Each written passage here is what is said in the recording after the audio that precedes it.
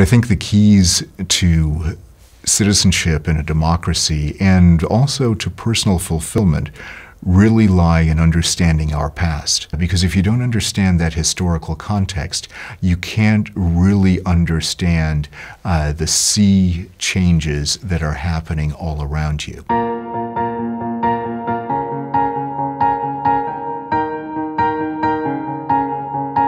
My family history goes back to the 17th century, to 1634, when the first person in my family actually landed on the shores of what is now Massachusetts. And his first thing that he did was apparently punishable by arrest at the time, at least by a fine, because he walked barefoot on the beach on a Sunday in Massachusetts, and back in the 1600s that was something that you just didn't do. My family history went from there, where that person, Thomas Leighton, became the sheriff of York County, which is now the current state of Maine, and several generations later we had an Aaron Leighton who served in the American Revolution. And then fast forward to the American Civil War, my great-great-grandfather served on the Union side in multiple campaigns throughout the South, in Mississippi and in other parts of the South, where he was part of the campaign that was against the city of Port Hudson, which was south of Vicksburg in Mississippi.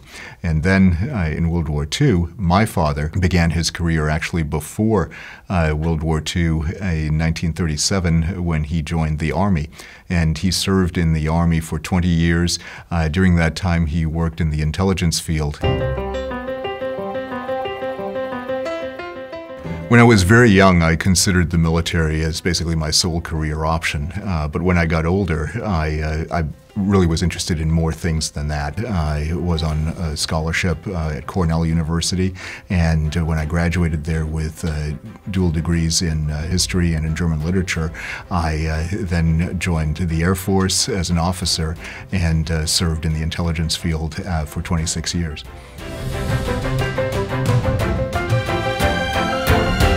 When I was stationed in Berlin in 1989, I saw the fall of the Berlin Wall firsthand.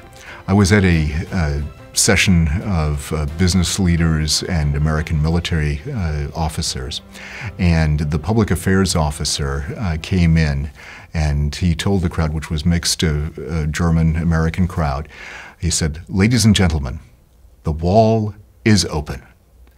And everybody clapped. Everybody looked around a little bit, then everybody got up, and everybody left.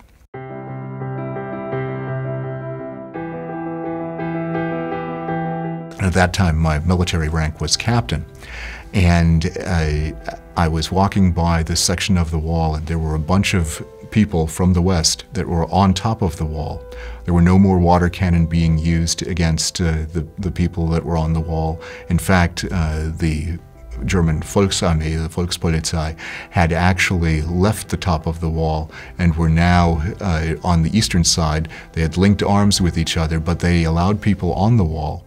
And they also accepted flowers from people that jumped off the wall and to hand them flowers in the east. And I was walking by a section of the wall where all of this was going on, and I heard my name being called. "Captain, Captain, Captain Leighton." I turned, I looked up, and there was one of my soldiers, one of my airmen, was standing there. He was a bodybuilder from South Florida. So he had the strength to pull me up. He reached down, grabbed my hand, pulled me up on the wall. And as I climbed up on the wall and then experienced that whole piece of not only, seeing what the people of East Germany and East Berlin had done, but also experiencing it certainly from the Western side, it was a feeling, yes, we were happy that it had happened, but we were even happier that the people themselves had done this.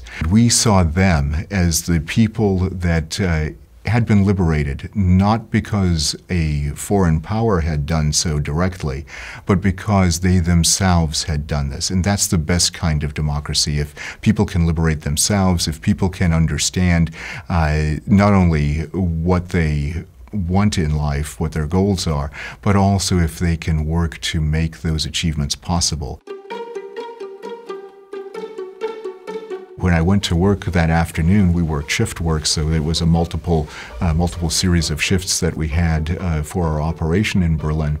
I walked in and I was asked, where were you this earlier today? I said, well, what do you want to know?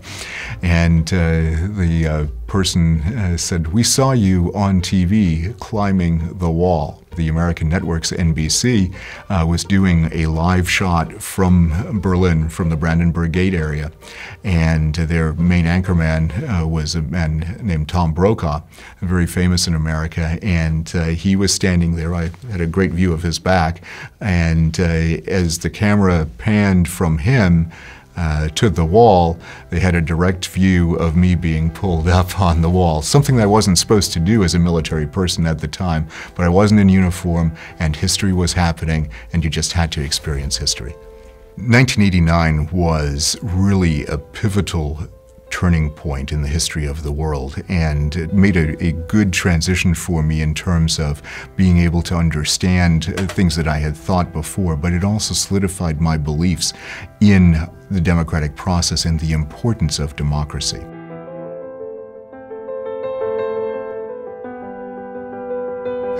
Now, 30 years later, we're looking at a different environment. We're looking at a situation where populism has, once again, come to the forefront. In many ways, it's shades of the 1920s, 1930s that we're seeing here. And now, of course, history doesn't always repeat itself exactly. It's probably more accurate to say that history rhymes. But in that rhyming of history, I think there's some lessons from the past that we can look at. Now we're looking at a situation where people are learning about the problems of democracy. And what we all have to remember is history, if there's one constant in history, it is that change is an inevitable part not only of life, but of the path of human progress. And if we are to embark on a path of human progress, we have to remember that at times democracy is going to be messy. And there are going to be charlatans, and there are going to be people who go into the political arena not because of what they can do for their society or their country, but because of what they can do for themselves. And while everybody has some degree of selfishness, we have to remember to look for the people who spend more time worrying about the common good than those who are worried about enriching or prospering themselves. One of the big weaknesses of democracy, as good as democracy is, as much as I support democracy, is that it is very easy to become a demagogue in a democracy. And by that I mean somebody who is taking advantage of difficulties that people are having, providing simple solutions to those difficulties, and then trying to sell those simple solutions as being the end-all and be-all solutions that will protect them forever and ever. First of all, we have to remember that that is never or almost never the case. Simple solutions really mask far more complex problems. And we have to remember that life sometimes doesn't really lend itself to simplistic solutions.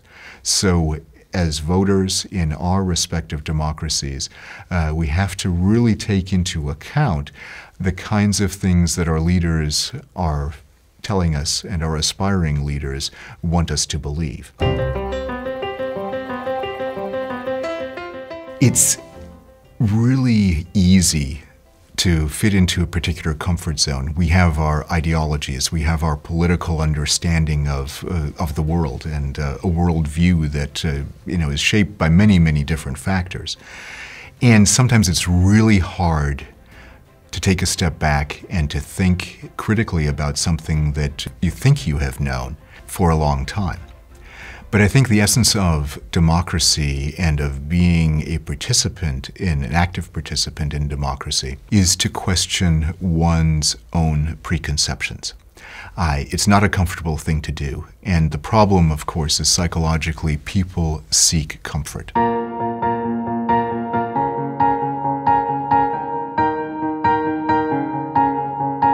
The easier things are made for us as individuals, the more responsibility we have to act in a socially responsible way. And that becomes really the important thing. So if there's one thing that I would advocate, it is the study of history, not the rote memorization of facts, but the actual understanding of the causes of historical events, understanding where we've been, where we are, and where we're going. And that way we can not only understand, but we can influence both the present and the future. And as we do that, then we can achieve the world that humankind really should be living. We have a great potential to make the next century the best century ever for humanity.